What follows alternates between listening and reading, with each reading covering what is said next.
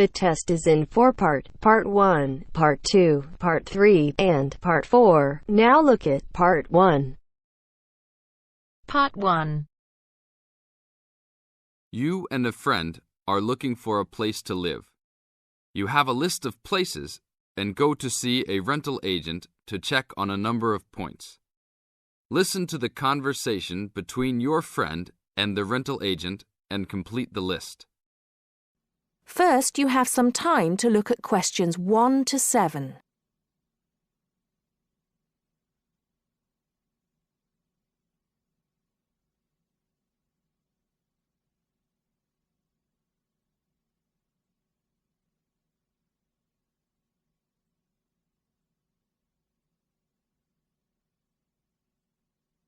Now listen carefully and answer questions 1 to 7. Hi, we've been looking over your listing of apartments for rent and we have a few questions about a couple of the apartments. Can you help us? Sure. Yep, this is our most recent listing. What would you like to know? Well, we were first wondering about the house on 3rd Street. We can see that it is furnished and rents for $135 a week, but can you tell us how many bedrooms it has? Let's see. In addition to the den, it has 3 bedrooms. The rental on 3rd Street has 3 bedrooms.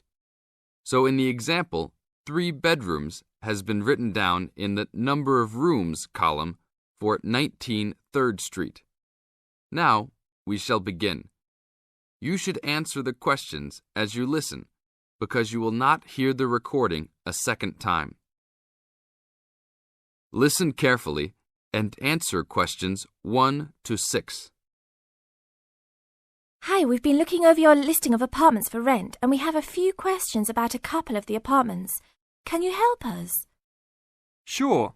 Yep, this is our most recent listing. What would you like to know? Well, we were first wondering about the house on 3rd Street. We can see that it is furnished and rents for $135 a week, but can you tell us how many bedrooms it has? Let's see. In addition to the den, it has 3 bedrooms. What about the one on Route 9N? It looks like it's big with a library and a deck, but it doesn't say how much it costs or anything else about it. Oh yes, Mrs. Gaylor's apartment.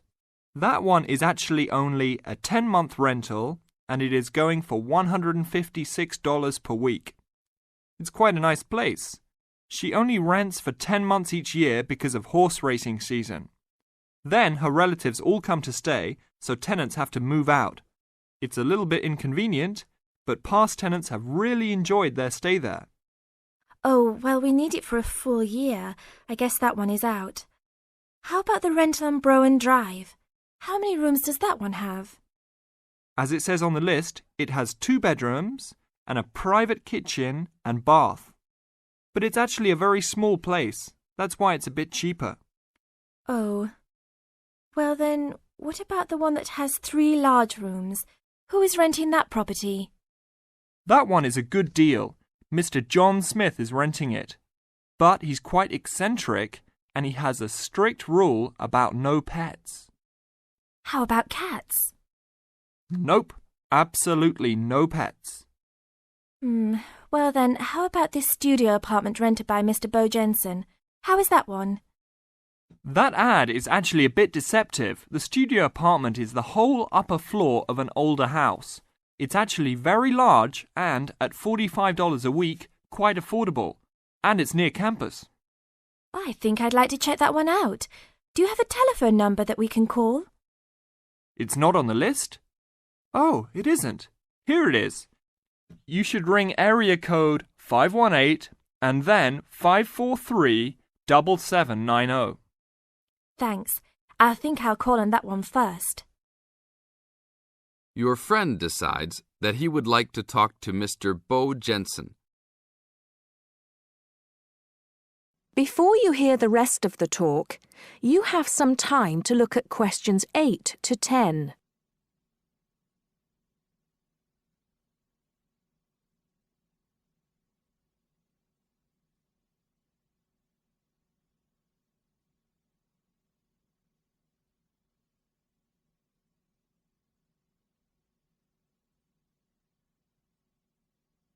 Now listen and answer questions 8 to 10. Hello? 1512, Route 9. Yes, is this Mr. Jensen? Yes, it is. Can I help you? Yeah, we're studying here at university and we came across the rental information for the studio apartment that you are renting. Is it still available? Yes, of course. I actually just placed the ad and you're the first person to call. Is there anything you'd like to know about it? Yes, actually there is. As students, we are on the internet a lot, and we heard that some homes in the area have high-speed connections. What type of connection do you have there now? Oh, that's an interesting first question. But I guess I have heard that too. But we just have a phone line here. Nothing fancy. I think you can have a cable line installed, but it's just a phone line for now. Okay, well maybe we can do that. What type of heating does the apartment have? Now there's a more traditional question. We have oil heat here. It's an older house. That tends to be a little more expensive during the winter, right? Yeah, but there's nothing to do about it. It would cost too much for me to put in a gas heater. What else would you like to know about the apartment? Well, we heard it was quite big. Is it furnished? Actually, yes. I should have put that in the ad. It has an old couch and a couple chairs, a dining table, refrigerator, stove, and even a dishwasher. Does it have any beds? Yep, it has 2. That sounds great. When is the apartment available? You can have it tomorrow night if you want. I just have to clean up a couple things before you get here. Do you want to come over and see it first? No, it sounds fine to us. I actually know the street too, so I know the area. We'll take it.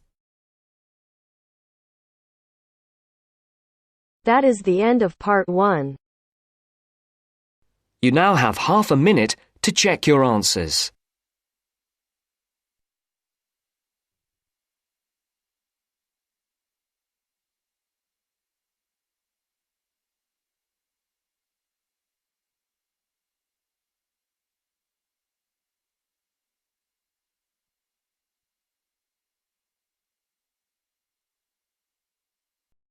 Part 2. You are going to hear an interviewer who is interviewing Alan. He made a great discovery of Mungo National Park. First look at questions 11 to 15.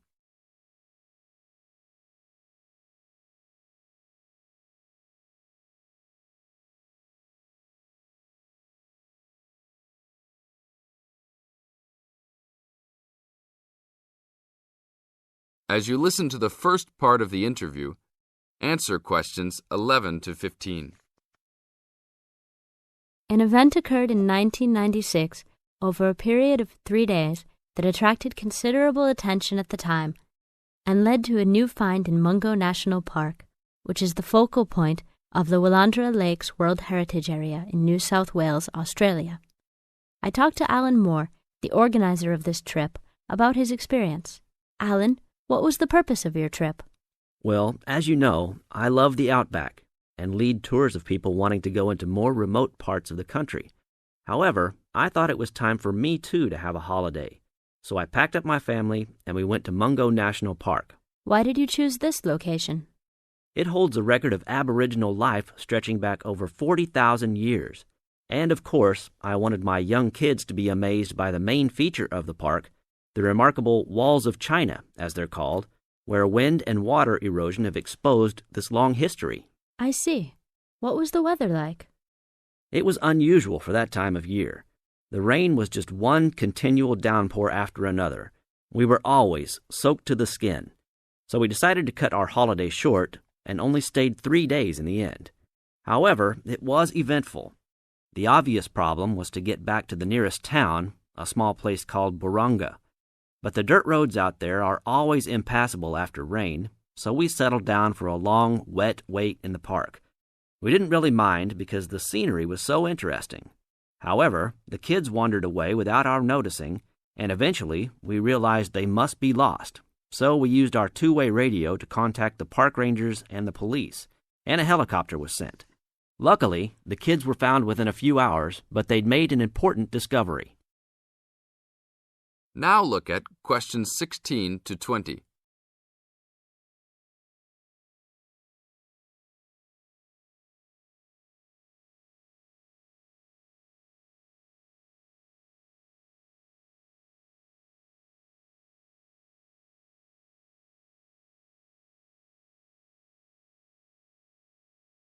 As the talk continues, answer questions 16 to 20.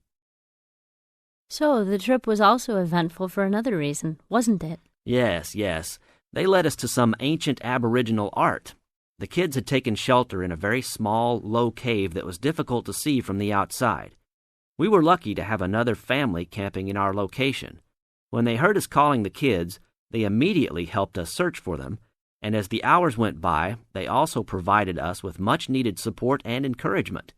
We really appreciated their help, and as we were already soaked through after looking for the kids for a couple of hours, they even made sure we had enough dry clothes to wear.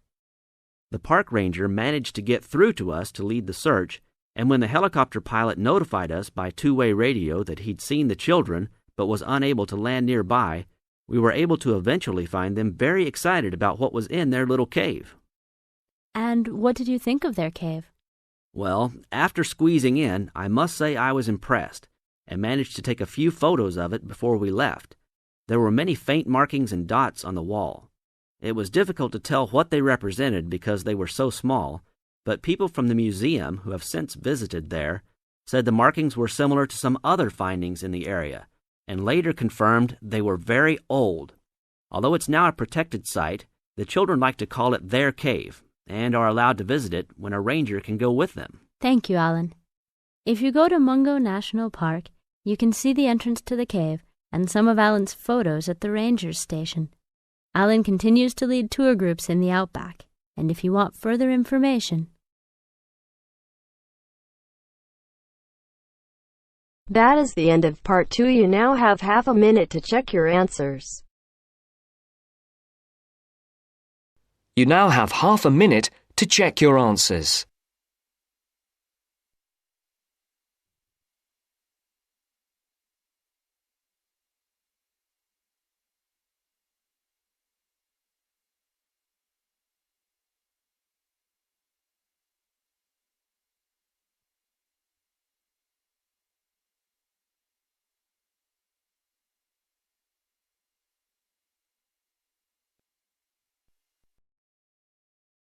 Now turns to part 3. Part 3. You'll hear two university students discussing a social science lecture they attended. First, you have some time to look at questions 21 to 24.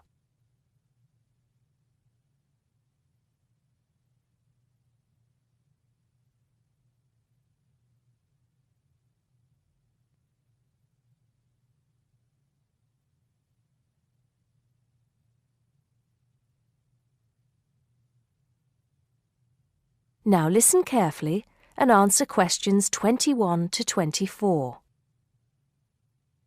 Did you go to the first social science lecture yesterday? Yeah. Didn't you see me there?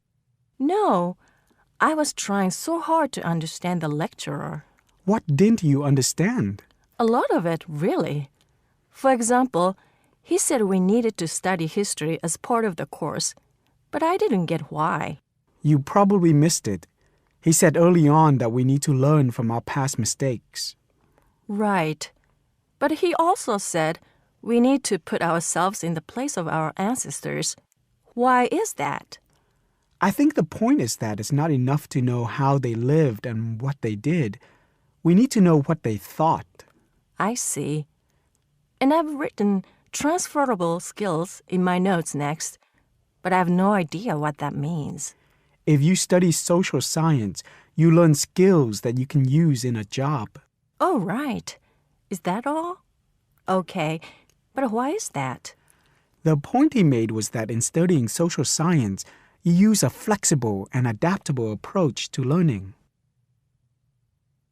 Before you hear the rest of the conversation, you have some time to look at questions 25 to 30.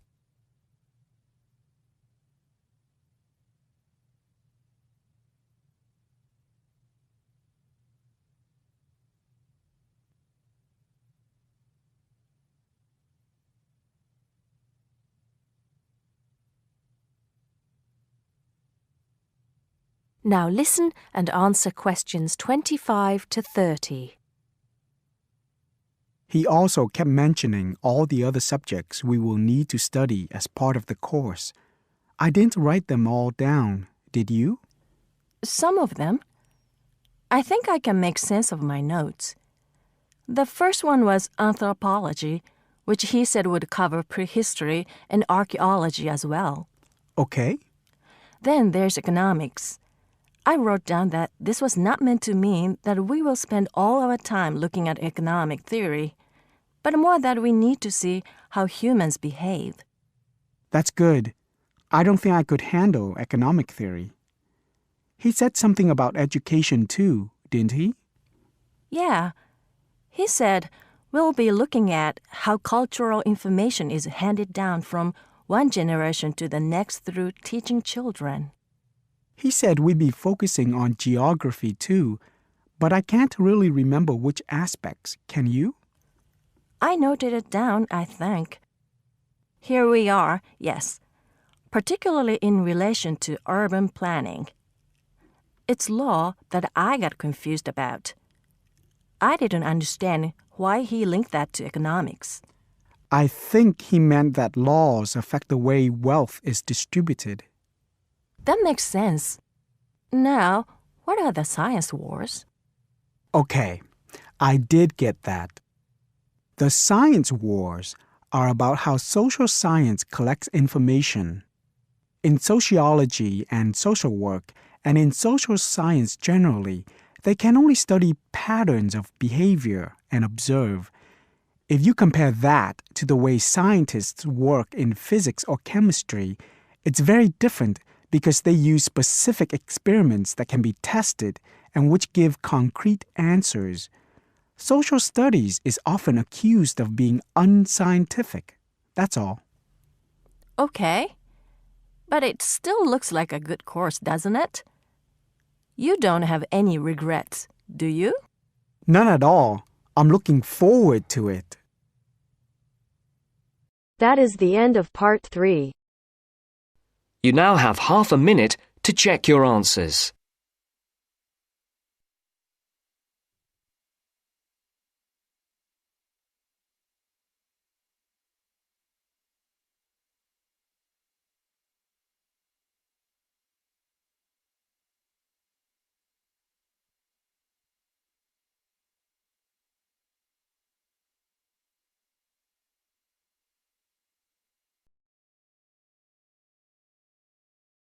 You are going to hear the first part of a lecture on American culture and American customs. First, you have some time to look at questions 31 to 40.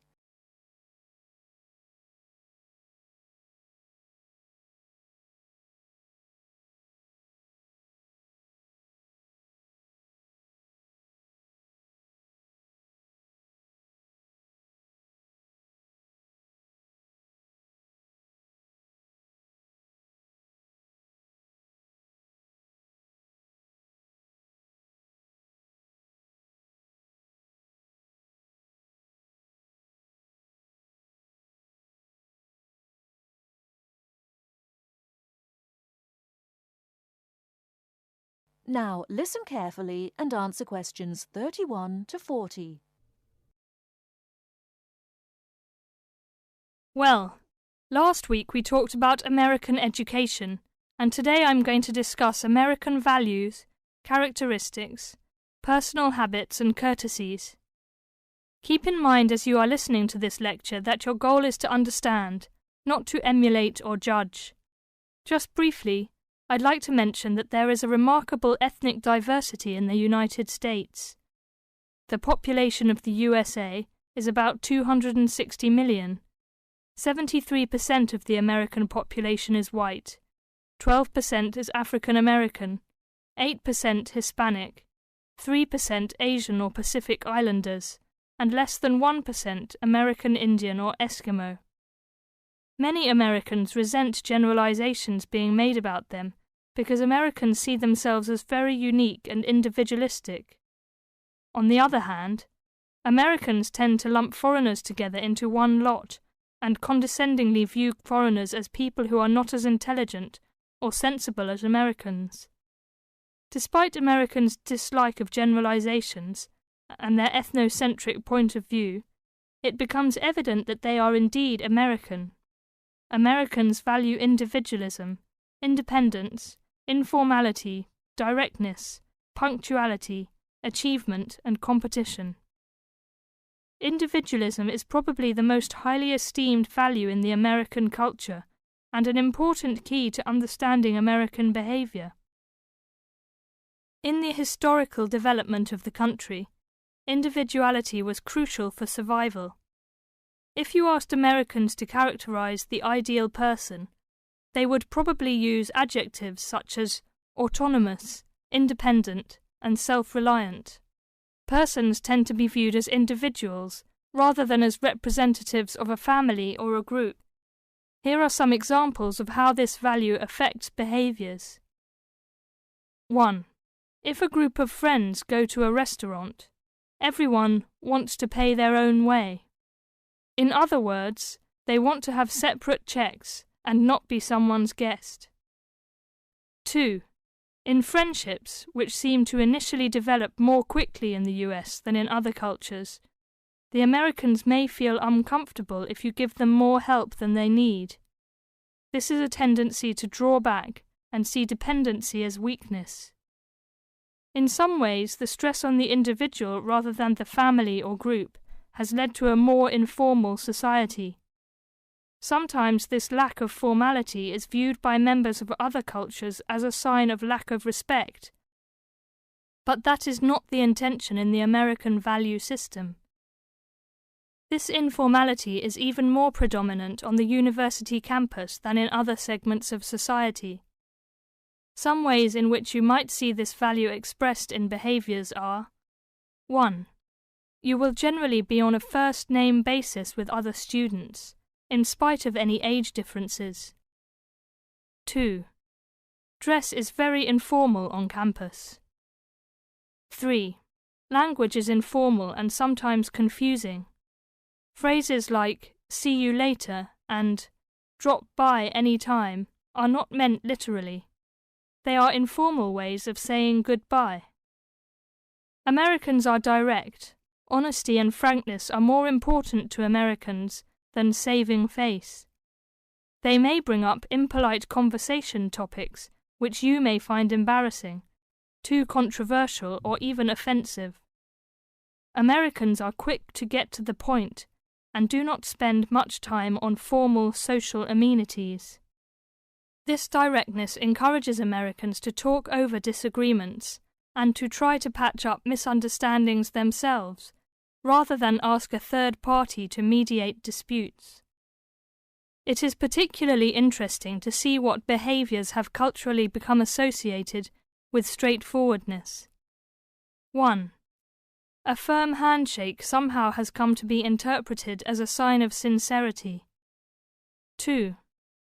Looking at a person when you speak to him or her gives an indication of honesty. 3.